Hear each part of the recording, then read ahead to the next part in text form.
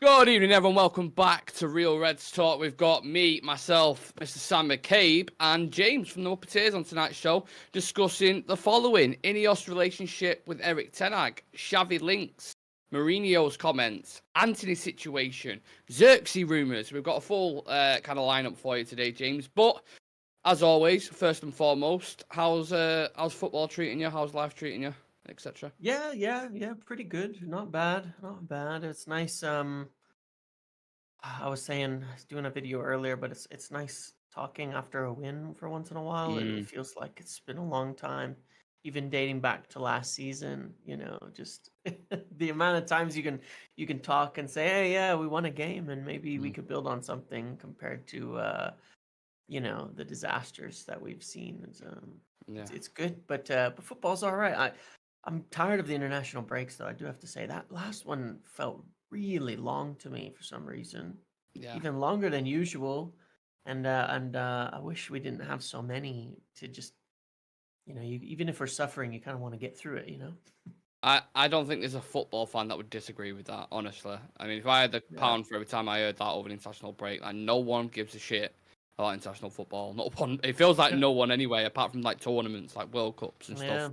Like, do you want to get excited about England versus Finland in a game that Yeah, doesn't matter in the slightest? Nobody wins anything. It's like, why? Why are we doing this? No one's asked. But of course, it's been quite a while, and it's well, not quite a while, but typically, I can't remember the last time we spoke to you. Was it August? Maybe, or has it been before that? It's end of the transfer window, wasn't it?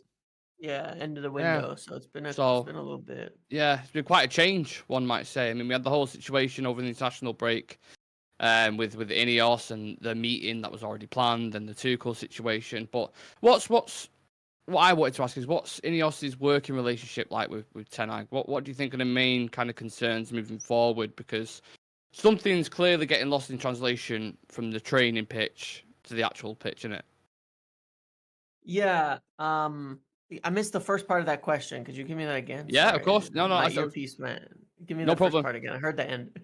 Yeah, I was just saying, what's the working relationship like with Erik Ten Hag at the moment in terms of them and Ineos? Is there any friction at all? Are they just putting complete faith in him? Yeah, because like I said, the translation doesn't seem to be going onto the football pitch, does it, at the minute? Yeah, it's unique. It's a little hard to describe, the way that they're running things. I've been somebody who very harsh on Ten Hag over the times, and last year, you guys will know, obviously, and most who watch, I was very early on the boat saying that Ineos were probably going to get rid of him in the summer, months and months before it kind of was coming out there. But the way that they've set things up now is a little bit different.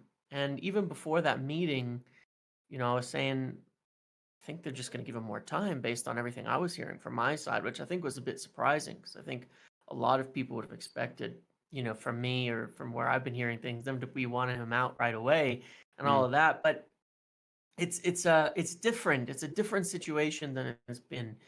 And as I can kind of gather it, they're quite hands off, okay, in terms of like on the training ground and what is being done. When there were stories about they're going to tell him how to play, who to pick, none of that. They're not doing any of that. He has that autonomy on the team and on the week to week and the training and all of those kind of things. Their view on this was, we've kind of made our bed, so to speak, whether, and right now it looks like maybe it was a bad thing, maybe not, but we've made our bed, so to speak, and we're going to kind of commit to this process that we've committed to, which is to give Ten Hag the time, the resources, and support him in all the ways that we can in order to see results. And one of the things that I definitely noted from the conversations I've had is they really don't want him to feel like he's under pressure. And I understand that people can view that as like the standards being low or however, but it's not really like that. They don't want him to play survival football, right? And I've been discussing this a lot recently. Mm-hmm. Games like Aston Villa don't really do much for us in the long run. When we're really not trying to win a game, we're just grinding out a point or something like that. I don't want to have him doing that every week over the course of the season, because the pressure is on and you're going to be sacked soon if you don't make a change. They don't want that. They want it to appear as if he's never under any pressure. That's why they didn't acknowledge anything. That's why they didn't say anything. That's why there's no briefing like, yeah, we decided in the meeting to keep him, because they're not even going to acknowledge that it was under discussion, because from his perspective, they want him to just do what he's supposed to do. Mm-hmm. And if there is a change at manager at some point, it's not like you're 2 games away. Oh, you got to get a result this game. Oh, you're 3 games from the sack. Oh, if this doesn't, obviously there's those realities, but they're never going to communicate things that way in their relationship with him. Instead, they're going to look at it and say, all right, it's not working. We make a change. But until that point, they want Ten Hag to do what he should do, which is to try to play the type of football we want to play, not, hope we don't get clobbered and you don't lose your job type of football, because that doesn't do anything for us in the long run. Mm-hmm. The whole Project 150, winning the league in 3 years, all of that, it doesn't do anything if you're just playing survival football. So they don't want that to happen, during this time. And, if they had a better option, it'd be different. I'm sure we'll talk about that more, but, that's their stance on it. And I think that's how they're going to approach the manager situation in general, not this like thing we've done where we know a manager's like 1 game from the sack or 2 games. It's like, it's going to happen if it happens, it'll happen when it happens. And otherwise he's fine. And from his perspective, he's going to give reassurances that just do what you're supposed to do. And we're not going to get into that whole game of the, the pressure and all that. Speaking of lack of options, was the appointment of Thomas Tuchel to the England job part of the reason why he kept his job, or was he sticking around no matter what happened with that? And then side question to that, what were your thoughts on the Tuchel appointment to England? I know you're an American, but like England is a general.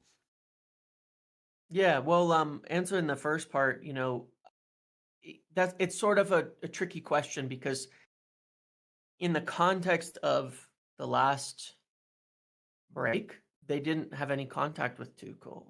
Right. There was a lot going around about it, but they weren't expecting Tuchel to take the job. I've said this many times as well. He turned him down in summer. It wasn't a fit for him. It wasn't the job that he wanted. And one way or another, however you frame it, they didn't work it out.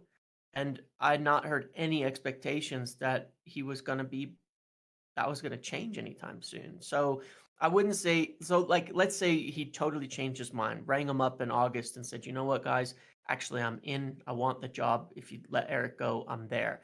Would it have changed things? Yeah, because I think Sir Jim would have hired him in a heartbeat. But that never happened. So in essence, it's like, whether he took the English job or not, it didn't change anything now. If he'd been really open to the United job, then he probably would be our manager now. But he wasn't. He isn't. Same could be said for other people. If Xabi Alonso had, way back in May, said, yeah, I want to be the manager, then he'd be our manager right now, So in the interim, it didn't really matter. He wasn't an option over this international break. He wasn't someone they were thinking, yeah, oh, we couldn't get him, so we'll keep Ten Hag. He just wasn't there. There was nothing in it. In terms of him being English manager, is funny because in the US we just got rid of our American manager and appointed Pochettino as well, which I think is a huge win. I mean, when you look just in general, whatever you think of Pochettino, the quality of coach he is, miles higher than who we've had as an American coach, no doubt about it. So, I'm obviously not as historical in terms of the thinking about having an American for an American coach. It's not even a thought that crossed my head. I couldn't give a shit. Like, I'd take whoever. And I imagine that most younger English people feel the same.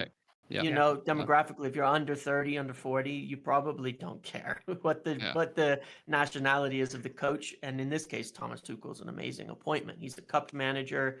He's great in tournaments. He's the right guy, and I think that it'll play much better football for England than you're getting before. And I think it's a good fit for him too, because he clearly was a big part of not taking a club job, was tired of like all the politics that go into the recruitment and the dealings with the board and all of that. And this is better, and he can just look at the English talent pool and say, "This is who I want. This is how I want to play," and go try to win some major trophies for England. So I think a huge win for England. I think it's a great appointment, as good as it gets, really. Will it hurt when we lift the World Cup on your home soil? Will that hurt watching England, Lindsay? Yeah. It depends. It depends. I don't think it will hurt because I don't think any American expects us to lose it. And I think that most Americans who watch football are fans of the Premier League. So there's a lot of like, there's not a lot of anti-English sentiment, in Cool. that respect. I would say that we hope the US by then with Pochettino can make a decent showing, because I thought the last World Cup we weren't that bad. You're right. Actually Yeah. did all right, Yeah. and I think we could take it, if we could take it a step further and make it, into the knockouts and a couple rounds in there, then that would be nice. But I think it'll be a huge spectacle in the US regardless. And hey, I hope England win the World Cup here. That would be I'd love to see that in person. That would be something. Yeah, definitely. I mean, last trophy 66, so we're talking like what 50 plus years now when it last happened. It's crazy to think about with the amount of talent that we've had in our team as well to not get it across the line. And I agree. I think Tuchel's absolutely the right guy to go and do that. Naturally, when these kind of situations happen, James, with Tuchel and Ten Hag and the whole situation over the course of 2 weeks, you do get fresh reports of different managers. So Tuchel isn't the guy now. Who's the next one? And the flavour of the month at the minute seems to be Xavi. Yesterday we saw multiple reports, contacts in Barcelona. Apparently he's emerged as the next contender. How much truth is in this? And does it even make sense given the current profile of the squad? Yeah, it's, back when they went through all of this last season at the end, they contacted an enormous number of managers, at that time. And, we've been through a list of them in the past, but everybody from, Roberto Martinez to Graham Potter to, a lot of names that were not like final contenders. Xavi was not like a final contender. He was contacted by a number of clubs after leaving Barcelona, including United, and wanted a year off. He's as well. So in a similar way to Thomas Tuchel, but it never went even close to as far. So he was never really like in the final contender, or at that time. And when I asked, I was told it was very definite no, like it was not happening. From whatever reason, whichever side or both sides involved, they explored a lot of managers that I don't think were really like strong contenders for the job, but just to get an idea of what's out there. The meetings in Barcelona are a bit of a red herring because Ineos have been kind of stationed there since August, I believe, end of August. The sailing cups, and Jim's boat and his plane have been there for months right now, and they even had meetings in Barcelona back during the whole manager thing when they were meeting with Thomas Tuchel and Zirkzee and such. So I think it's a location that seems to work for whatever reason for a lot of people. So I think it's a little bit of a red herring. The specificity of meeting in Barcelona itself means nothing. If there's been recent contacts, maybe, I would say like quietly that yes, and I'm sure we'll talk about this more, but that they have been exploring just to know what's around if they had to make a change in the short term. But I would suggest it be more related to the short term than the long term. Like if they, if you had to make a change with Ten Hag, if things got so bad over the next 6-7 weeks, between now and the next international break, that's really your last chance to make a change during a break until mid-January. You have a huge run of games in there, right? If things were to go so bad that they had to make a change, which they don't want to make, one, there's no guarantees even that Van Nistelrooy would take the job. Now, I'm not saying that it's not likely that he would, but there's no guarantees because you can't sit there talking to him about it now. That's not gonna happen. So you've got to know what's out there if you needed an interim, if you needed a short-term manager. So like there's been stories of, Terzic, Xavi, as well. My suggestion or my inclination, I can't say this for a fact, would be it's more of who's out there just in case we needed somebody for the next 9 months. Because I know he's not their target for the long term if they were to change managers. So maybe there's some truth to some recent contacts. I would suggest it's looking at people who are not in a job right now that could potentially be willing to take a step in the short term, if anything, to to get on. And you always offer them the opportunity if it goes really well that maybe they could get the permanent position, but at least it gets them back into the job market, and gets eyes on them. So I would say it's maybe more in line with that.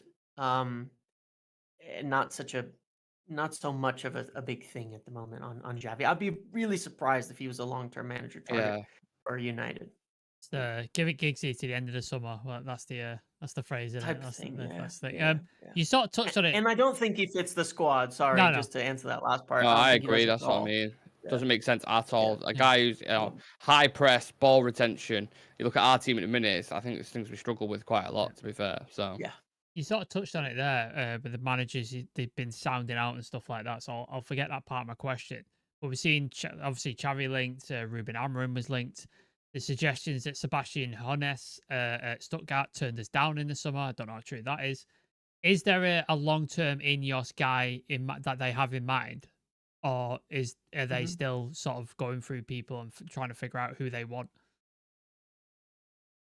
They know who they would want, ideally, but I also don't think it's that simple of an answer. I would go back and say, again, if Xabi Alonso says he's coming, then he's the next manager for United, like almost without question. If Jurgen Klopp decided to leave Leipzig and was like, oh yeah, I'm going to go join Manchester United, they'd probably take him, or Pep Guardiola. So obviously it's not that simple of an answer, but they do have in mind a strong, like who they would like to get next summer if they make a change, if Ten Hag doesn't turn things around. And obviously I think it would take a pretty dramatic turnaround on how we're doing to say, yeah, for sure, he's the guy 3 years for the next 3 years. Because that's the next decision, right? Because again, even with the extension, Ten Hag's going into final year next season. So you're still kind of in the same boat come end of this season as we were at the end of last one. We need to decide on the next guy, and we can't do another, like, Extend it another year. one more Extend it season, another year. and see how it goes. We can't do that. Got to be the next 3 years now. We got to have the manager in place for that, for the time we want to win the title, if we're going to aim for that goal. So that decision will be made end of season. But yeah, they have someone in mind, and it's not Xavi, and it's not Terzic, and it's not a lot of the names that are being linked, which is why I strongly believe it's those would be just maybe little tacit explorations just in case we need a solution to the end of the year. Sebastian it's hard. Hoeneß. Sorry, Nick. They're watching him. I wouldn't say he's top of the list Okay. right now, but he's somebody that will be monitored at the very least. It's hard to say who's the perfect option because they've tried everything at this point, haven't they? I mean, it's arguably, they might as well just put it at LinkedIn at this point because it's. I'll apply. I'll do it. I'll try it. Yeah. I mean, they've tried everything. So getting this next decision, I mean, there's so much pressure on it. I can't imagine the process that they go through to actually, select him long term. And that's going to be very interesting.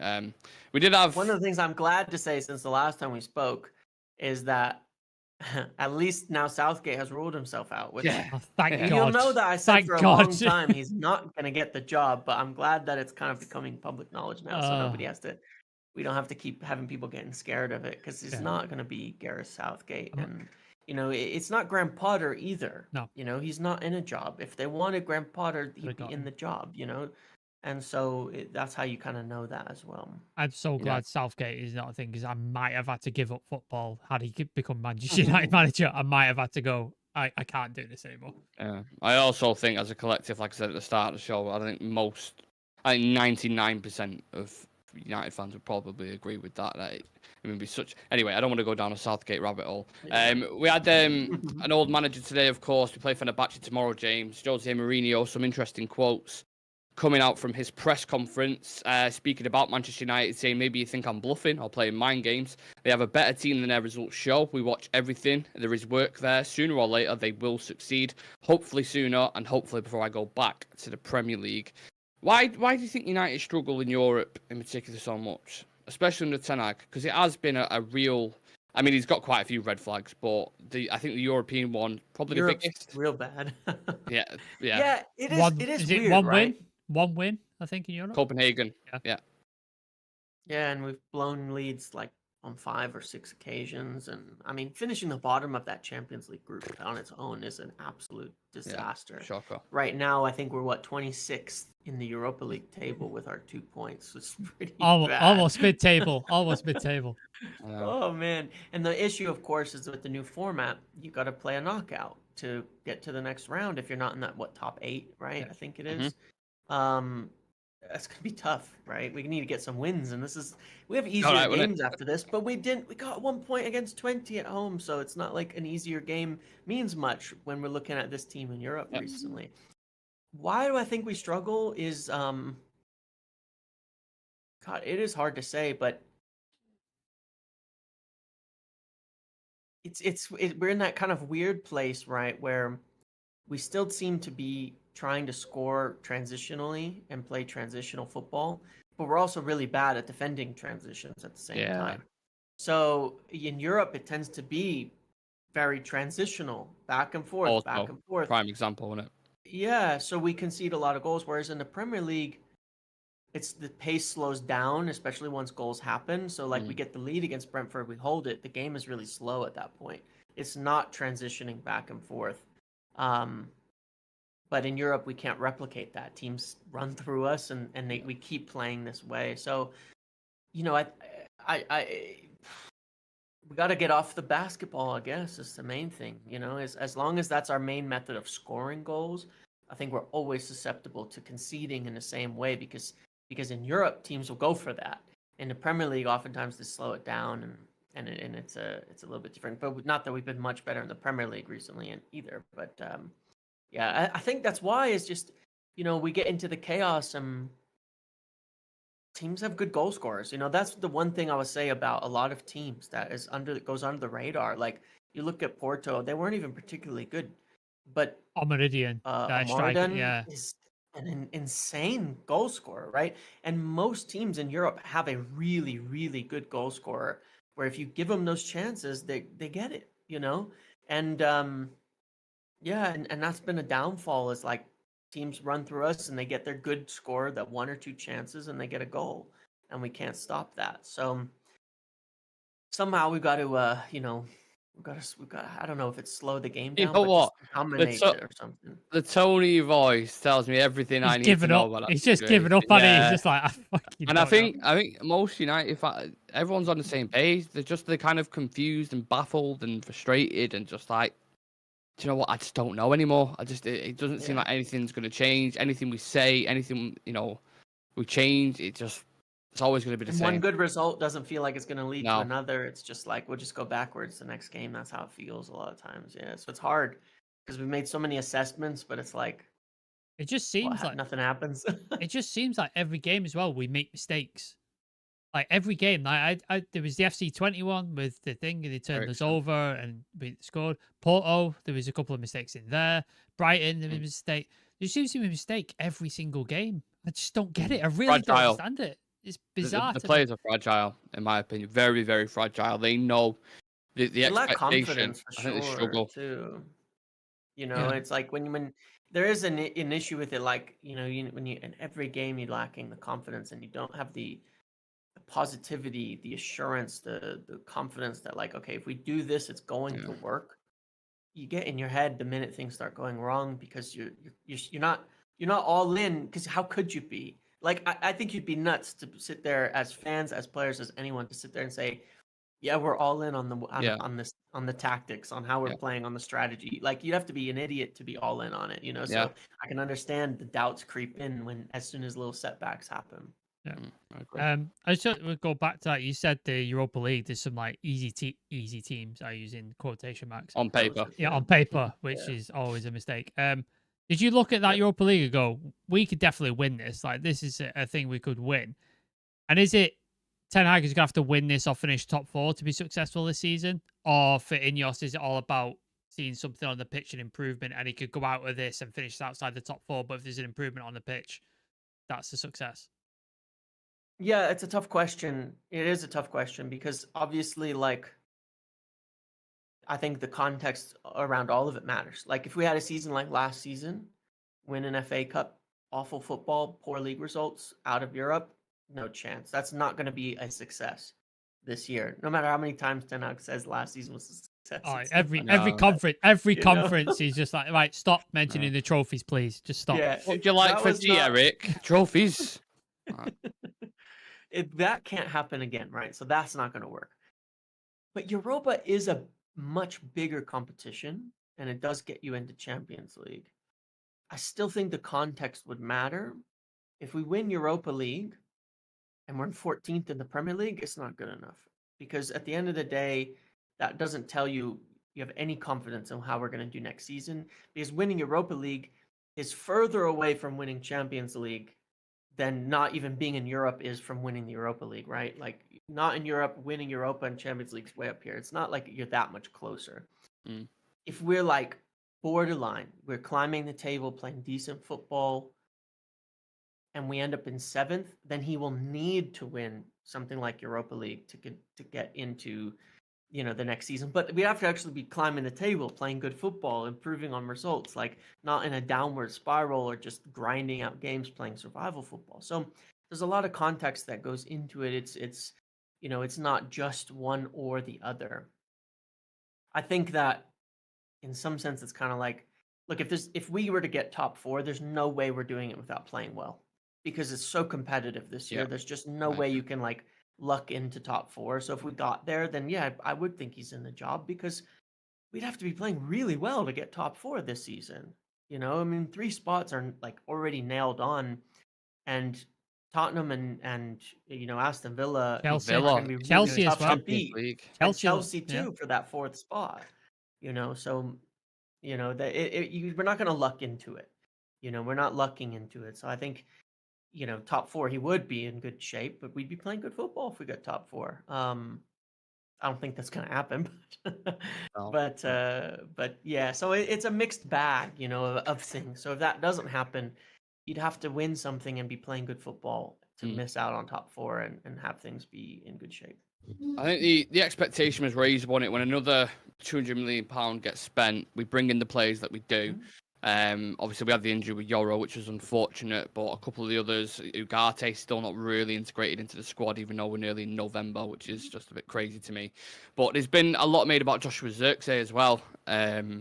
James, how true are these links? I'm like, you might completely dismiss me here. I'm calling it bullshit personally, but the Zirkzee links on loan to Italy, and also what have you made of him so far as well? Unsettled as well. There was rumours wanting that he's unsettled in Manchester, that kind of stuff. Yeah, it's too early for that, surely. What's going on? It's far too early. I'm not buying it. One, because there's no chance that they're going to loan out Zirkzee, or do anything with him. He's a long-term player, long-term project. They want to get him going. Look, I think he's a very talented player, but when this is part of the question overall, when you're buying a Joshua Zirkzee, when you're buying Emmanuel Ugarte, these are players who you kind of need to play a specific way for them to work, right? They're not players you just plug into any system and play. And one could take that as a downside, but that's kind of modern football. You build players for very specific roles in a very specific plan in a very specific system. Very few players are all rounders, at everything. So, I think he needs more time, but we also need to be more settled for a player like him to be successful at United. So I think there's a lot of talent there. I think you could see it in the first few weeks. He was getting a lot of hype, and a lot of people were like very excited about him, because you can see the qualities, his abilities on the ball, his dribbling, his passing, his playmaking, his bringing others into it is great. When you're doing all of that, we have this weird problem at United that I see, which is what makes it really tough for Zirkzee, which is we attack with so few players. When you pull a striker out of the attacking areas, there's no one left, and I think that's what people complain about. We have nobody to score goals, but if it was when City played with Kevin De Bruyne as a false 9 for the entire season, you go back and watch, they're still attacking with 6-7 players every play, even when he's dropping in, playmaking and all of that.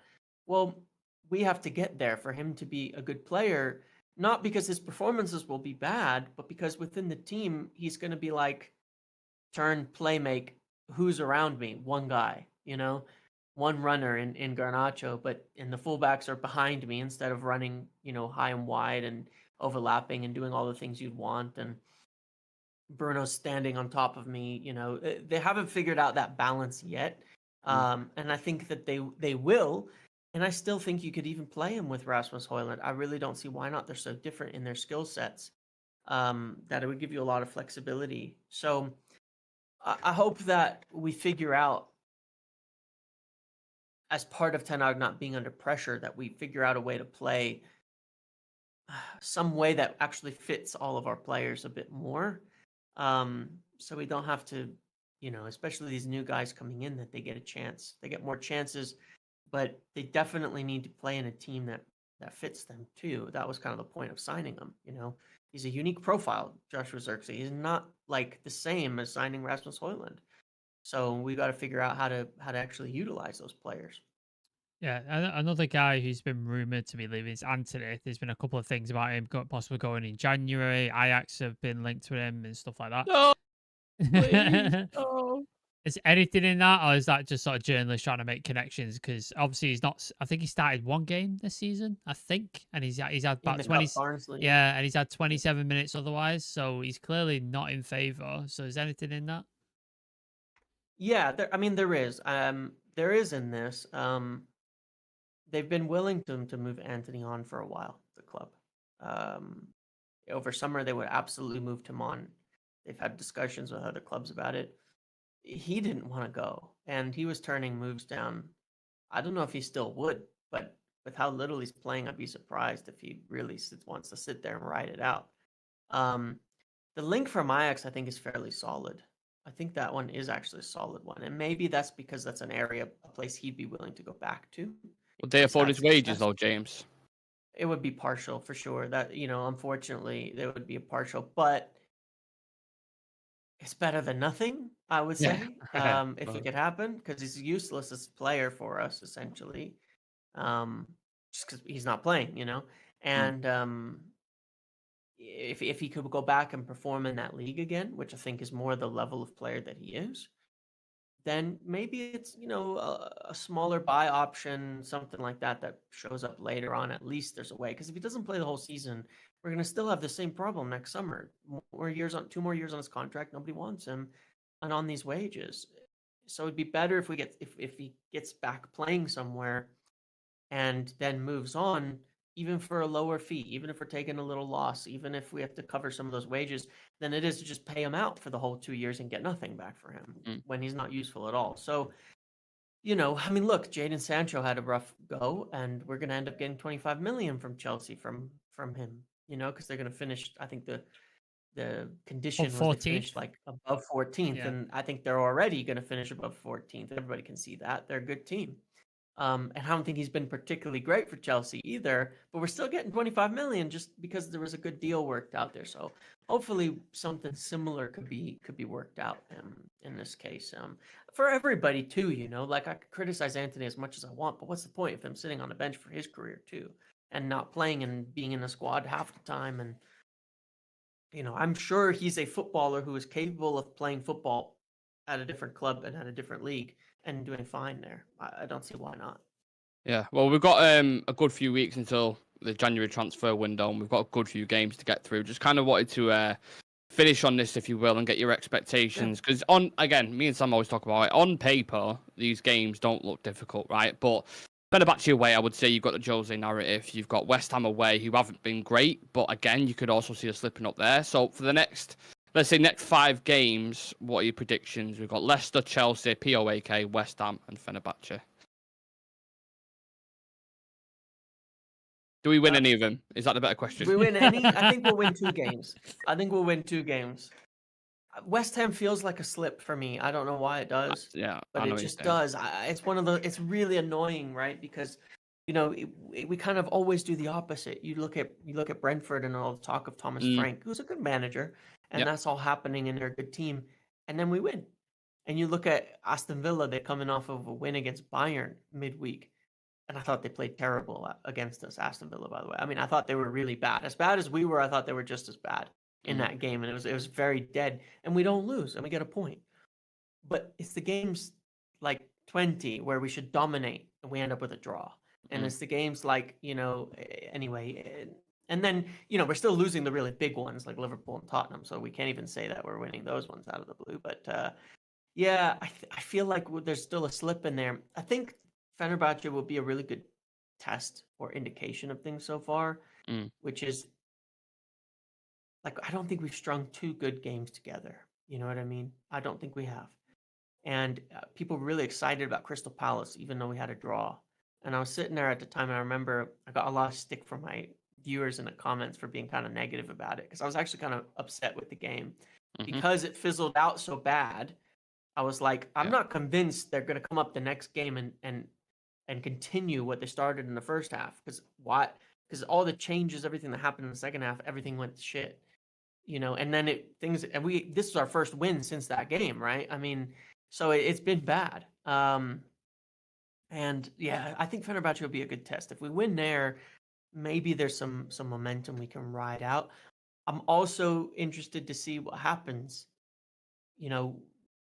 Casemiro, Ugarte, and Eriksson 7-0 against Barnsley. I know they're lower competition, but we've slipped up against those types of teams so many times that midfield did really well against Barnsley. If they can do a good job against Fenerbahce, then maybe Ten Hag will look at it and say, maybe we don't have to do like the same thing we're doing all the time that isn't working.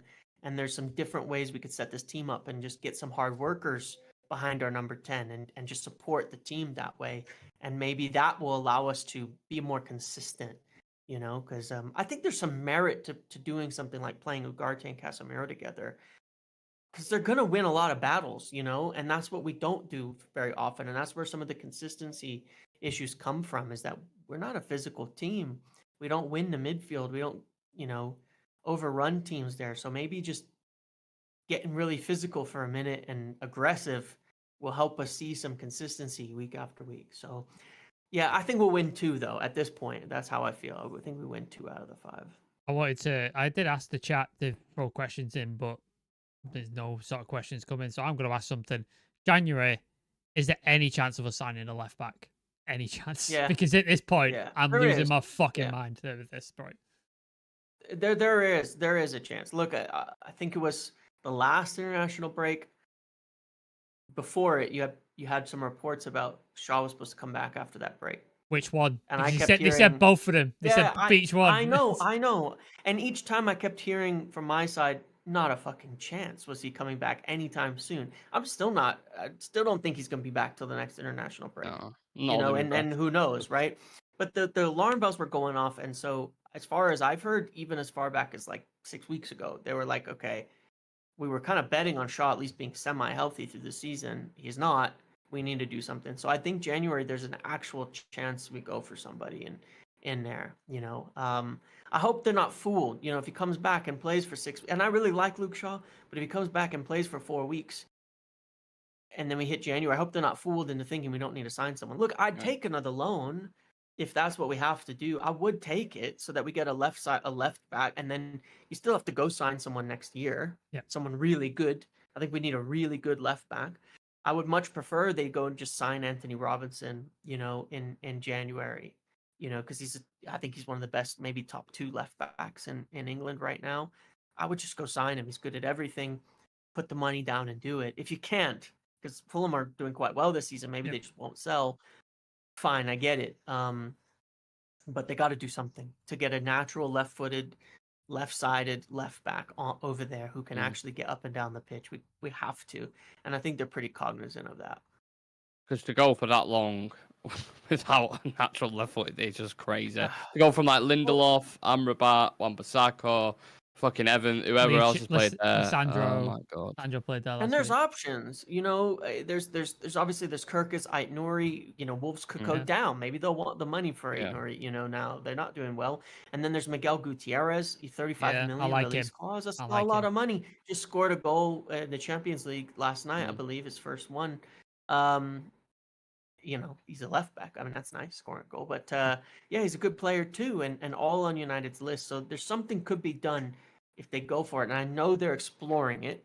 It's always hard to predict if they're actually going to get a deal done, obviously, and what changes over the next I mean, we're still 8 weeks away from the window, 9 weeks away from the window starting, but they have been seriously looking at it and thinking about it. I've just seen a stat.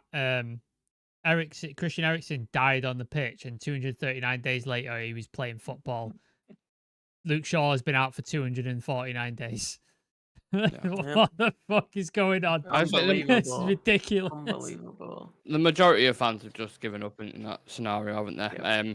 But yeah, look, regardless, whatever it is, tomorrow we play Fenerbahce, and we've got to go there and get a result because we drew against Porto, we drew against FC20, so it doesn't matter. We can forget about any injuries that are ongoing with the team that we've got. I think you should be going there and getting a result. But yeah, what's your plans, James? For it? Are you doing like a watch along? I know you've been doing different kind of pieces of content as well, aren't you? Like the tactical analysis, which is really cool. So yeah, what have you got coming up this week? Yeah, so did a tactics video this morning that I'll post just after this. So definitely can watch that. Normal kind of pre-match live thing ahead of tomorrow's game and a watch along, and then another pre-match live ahead of the game at the weekend and a watch along there. So yeah, I like when the games are coming thick and fast because it's hard. It's really hard to talk about stuff in between, especially when things aren't going well, because it just beats you up. You know, I don't like being a negative person, and it just beats you up when you got to do videos just talking about how bad everything is. I can't stand it. Fucking Honestly. preach that, mate. Honestly, it's not how I want to be. It's not how I want to feel. You know, it's depressing. Every match review, me and Nick sit here and we're just like what do we say to that? Like, just even when I do pros and cons, I'm sat there, I'm like fucking scratching my head 9 times out of 10 to think of the pros. I'm just like, right, well, let's just go for the negatives, then we'll make up some positives towards the end if we can. Life of a United fan, unfortunately. I feel that. Yeah, but you know we've managed to keep it relatively positive on the show today. So thank you very much for coming on, James. Obviously, any of the members, any of our viewers, if you don't check out James's content and check him out on Muppetiers on socials as well, subscribe to our channel as well if you're feeling generous. 7,240 at the moment, not quite at James's level, but you know, shoot for the stars. You might. Oh, you guys are doing great. Yeah, and yeah, Sam. Thanks, mate. Yeah, thank you. Follow all our socials, Instagram, TikTok, Twitter. We're on Facebook, but we don't really do anything with it. But if you're on there, go follow it. But yeah, go follow those, getting some good interactions and news, all those funny clips from shows as well. So go check them out. Awesome. Right, guys, we'll see you in the next one. In a bit. Peace.